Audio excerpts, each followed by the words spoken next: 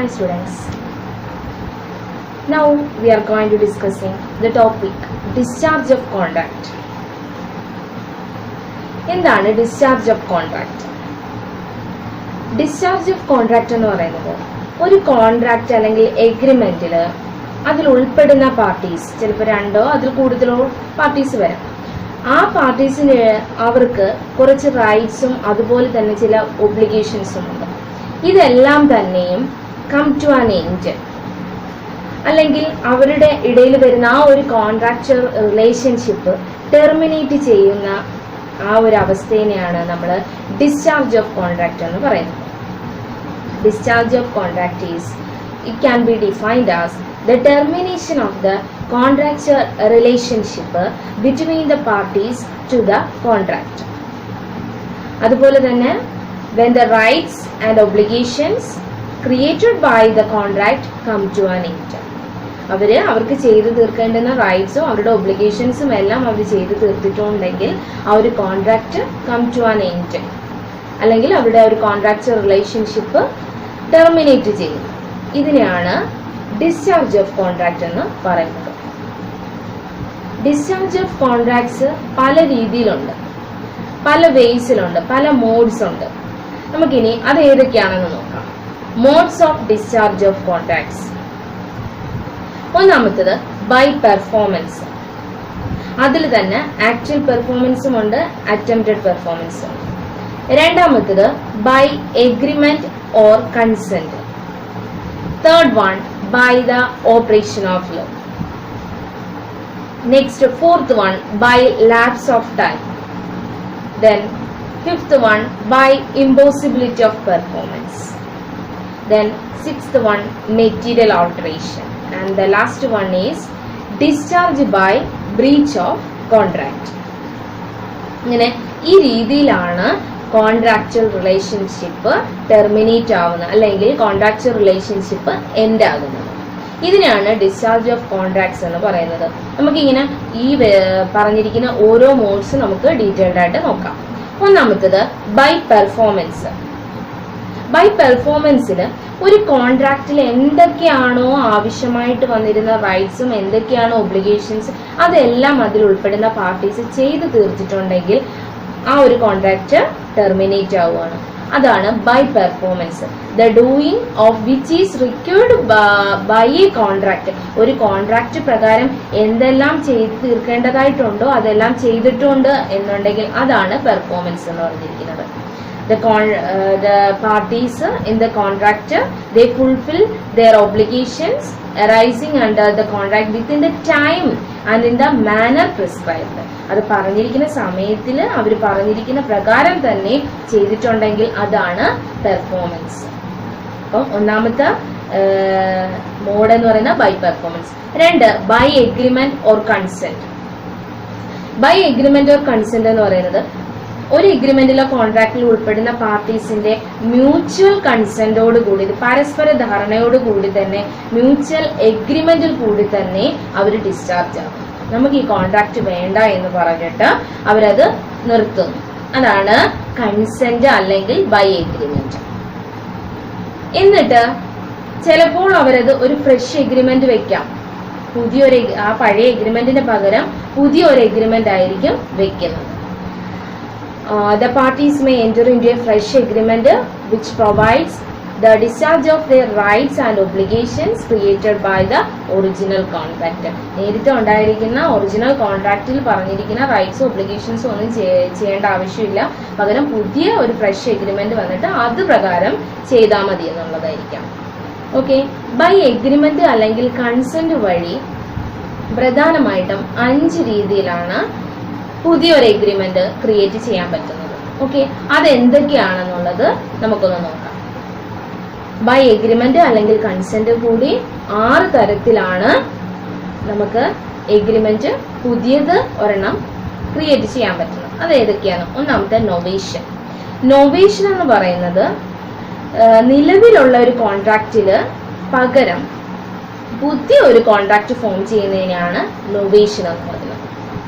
Next, alteration. Alteration എന്ന് പറയുന്നത് കോൺട്രാക്റ്റിലുള്ള 1 or 2 terms അങ്ങോട്ടും ഇങ്ങോട്ടും മാറ്റുന്നു. അതുപോലെ തന്നെ അത് പാർട്ടീസിന്റെ കൺസെന്റോട് കൂടി തന്നെയാണ് ആ ടേംസ് അവര് ചേഞ്ച് ചെയ്യുന്നത്. അതിനെയാണ് ഓൾട്ടറേഷൻ എന്ന് പറയുന്നത്. നെക്സ്റ്റ് റെസിഷൻ. റെസിഷൻ എന്ന് പറയുന്നത് it defined as the cancellation of the contract. Contract cancel ചെയ്യുന്നതിനെയാണ് റെസിഷൻ എന്ന് പറയുന്നത്. A contract may be cancelled by agreements between the parties any time before it is discharged. അതായത് കോൺട്രാക്ട്സ് ഡിസ്ചാർജ് ആകുന്നതിന് മുന്നിട്ടേ തന്നെ, അല്ലെങ്കിൽ ഒരു കോൺട്രാക്ട് ടെർമിനേറ്റ് ആകുന്നതിന് മുൻപേ തന്നെ രണ്ട് പാർട്ടീസും ചേർന്ന് ആ ഒരു എഗ്രിമെന്റ് അല്ലെങ്കിൽ ഒരു കോൺട്രാക്ട് അവർ ക്യാൻസൽ ചെയ്ത് കളയുന്നു. അതിനെയാണ് റെസിഷൻ എന്ന് പറയുന്നത്. ഓക്കെ, നെക്സ്റ്റ് വൺ ആണ് റെമിഷൻ. റെമിഷൻ എന്ന് പറയുന്നത് ഒരു കോൺട്രാക്റ്റില് ചിലപ്പോഴല്ല, ഒരു കോൺട്രാക്റ്റിന്റെ മെയിൻ തിങ് ആണ് കൺസിഡറേഷൻ, സംതിങ് ഇൻ റിട്ടേൺ എന്ന് പറയുന്നത്. ആ കൺസിഡറേഷൻ ആയിട്ട് വാങ്ങിക്കാൻ തീരുമാനിച്ചിരിക്കുന്ന എമൗണ്ട് കോൺട്രാക്റ്റിൽ പറയുന്നതിനേക്കാൾ കുറച്ച് എമൗണ്ട് ആണ് അവർ അക്സെപ്റ്റ് ചെയ്തിട്ടുള്ളതെങ്കിൽ അതിനെയാണ് റെമിഷൻ എന്ന് പറയുന്നത്. Remission can be defined as the acceptance of lesser sum of money than what was actually due under a contract. Next one ആണ് waiver. Waiver എന്ന് പറയുന്നത് it is the giving up of the rights by the party who is entitled to claim performance. ഒരു പാർട്ടിക്ക് the other പാർട്ടിയുടെ മേല് കുറച്ച് അവകാശങ്ങളുണ്ട്. അവരെ കൊണ്ട് ആ ഒരു കോൺട്രാക്ട് ചെയ്യിക്കാനായിട്ടുള്ള ഒരു അവകാശം ഒരു പാർട്ടിക്കുണ്ട്. പക്ഷെ ആ ഒരു റൈറ്റ്സ് അയാൾ അതങ്ങ് ഉപേക്ഷിക്കുകയാണ്, ആ ഒരു പാർട്ടി അതങ്ങ് ഉപേക്ഷിക്കുന്നു. അതിനെയാണ് വെയ്വർ എന്ന് പറയുന്നത്. It's the giving up of the rights by the party who is entitled to claim the performance. Next one, last ആണ് മെർജർ. മെർജർ എന്ന് പറയുന്നത് it is the inferior rights and superior rights coincided and meet in one and the same person. ഒരേ വ്യക്തിയിൽ തന്നെ inferior റൈറ്റ്സും superior റൈറ്റ്സും കൂടി വന്ന് ഒരു വ്യക്തിയിൽ തന്നെ വന്നു ചേരുന്നതിനെയാണ് മെർജർ എന്ന് പറയുന്നത്.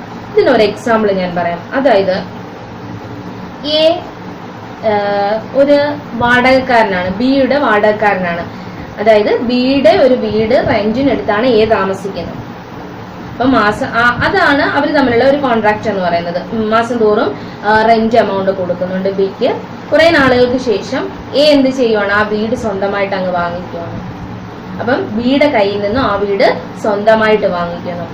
അതാണ് ആദ്യത്തെ ആ ഒരു റെന്റ് കൊടുക്കുന്ന അല്ലെങ്കിൽ വാടകക്കാരനായിട്ടിരിക്കുന്ന ആ ഒരു സമയത്ത് എയുടെ റൈറ്റ്സ് എന്ന് പറയുന്നത് ഇൻഫീരിയർ റൈറ്റ്സ് ആയിരുന്നു. ഇനി അദ്ദേഹം ആ വീടിന്റെ ഉടമയായിട്ട് മാറുന്നു, അതപ്പോൾ സുപ്പീരിയർ റൈറ്റ്സ് ആയിട്ട് മാറും. അപ്പൊ ഒരു വ്യക്തിയിൽ തന്നെ ഇൻഫീരിയർ റൈറ്റ്സും സുപ്പീരിയർ റൈറ്റ്സും കൂടി വന്നു ചേരുന്നതിനെയാണ് മെർജർ എന്ന് പറയുന്നത്. ഇങ്ങനെ ഈ 6 തരത്തിലാണ് ബൈ എഗ്രിമെന്റ് അല്ലെങ്കിൽ കൺസെന്റിൽ കൂടി ഒരു കോൺട്രാക്ട് ഡിസ്ചാർജ് ആകും. ഓക്കെ, നെക്സ്റ്റ് വൺ നമുക്ക് നോക്കാം. By the operation of law. നിയമത്താല് കോൺട്രാക്ട് ഡിസ്ചാർജ് ആകും. അതിൽ ആദ്യത്തേതാണ് ഡെത്ത് ഓഫ് ദ പ്രോമിസർ. നമുക്കറിയാം, ഒരു കോൺട്രാക്റ്റിൽ ഒരു പ്രോമിസറും കാണും, ഒരു പ്രോമിസിയും കാണും. അപ്പൊ പ്രോമിസർ മരിച്ചു പോവുകയാണെങ്കിൽ തീർച്ചയായിട്ടും ആ ഒരു കോൺട്രാക്ട് നിയമപരമായ രീതിയിൽ ബൈ ഓപ്പറേഷൻ ഓഫ് ലോയിൽ കൂടി തന്നെ ആ ഒരു കോൺട്രാക്ട് ഡിസ്ചാർജ് ആവുകയാണ്. നെക്സ്റ്റ് വൺ ആണ് ഇൻസോൾവെൻസി. ഇൻസോൾവെൻസി എന്ന് പറയുന്നത് ഒരു കോൺട്രാക്റ്റിൽ ഉൾപ്പെടുന്ന ഒരു പാർട്ടിയെ ചിലപ്പോൾ കോർട്ട് ഇൻസോൾവെന്റ് ആയിട്ട് പ്രഖ്യാപിക്കുകയാണെങ്കിൽ ആ ഒരു കോൺട്രാക്റ്റിന് ഒരു എൻഡ് വരുവാണ്. Contractual relationship come to an end by operation of law.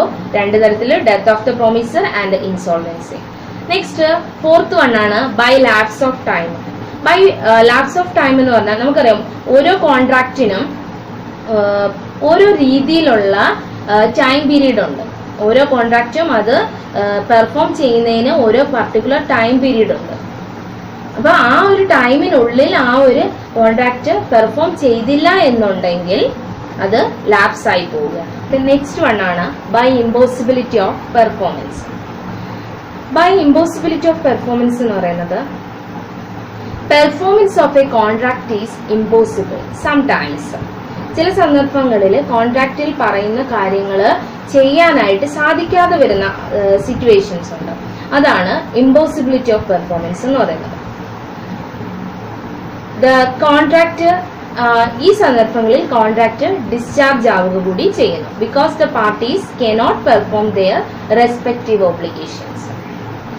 Impossibility of performance is come under the section 56 of the Indian contract act. Impossibility of performance രണ്ട് തരത്തിലാണ് വരുന്നത്. ഒന്ന് ഇനിഷ്യൽ ഇമ്പോസിബിലിറ്റി, രണ്ടാമത്തത് subsequent or supervening impossibility. Initial impossibility എന്ന് പറയുന്നത് ഒരു contract form ചെയ്യുമ്പോൾ തന്നെ at the time of the formation of the contract അപ്പോൾ തന്നെ അറിയാം ഈ ഒരു കോൺട്രാക്റ്റിൽ പറയുന്ന കാര്യങ്ങൾ പെർഫോം ചെയ്യാൻ പറ്റില്ല എന്നുള്ളത്.